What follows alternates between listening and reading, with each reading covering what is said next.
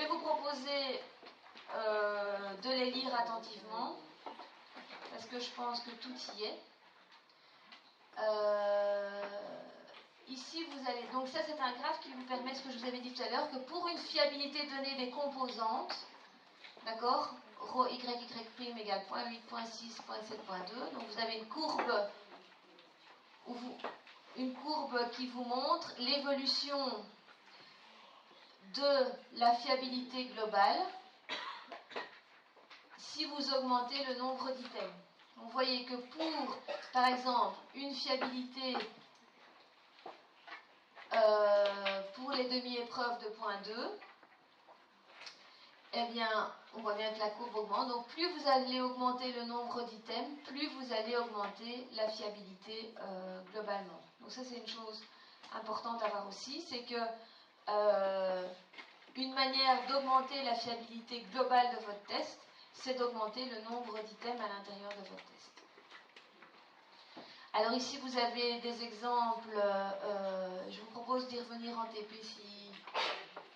Ce sont 3 petites questions, mais c'est simplement un jeu avec la formule de Spearman-Broad qui est donnée là. Donc, par exemple, ça c'est la formule de Spearman-Broad.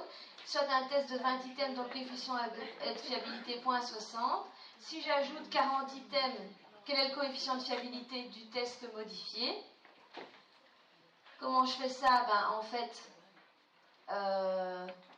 entre les 20 items que j'avais au départ, d'accord, j'ai 20 items, et puis le fait que j'en rajoute 40, ça veut dire que j'ai un rapport 3 en termes de nombre d'items entre la première version et la deuxième version, puisque dans la première version j'en avais 20, et dans la deuxième version j'en ai 20 plus 40, c'est-à-dire 60.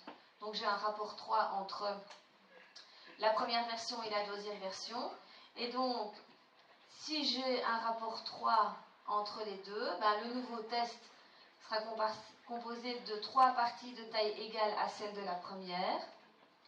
Je rentre ces informations dans la formule de Spearman-Brown et je vois que au lieu d'avoir une fiabilité de 0.60, le fait d'ajouter 40 items me fait monter ma fiabilité à 0.82. Ça va ?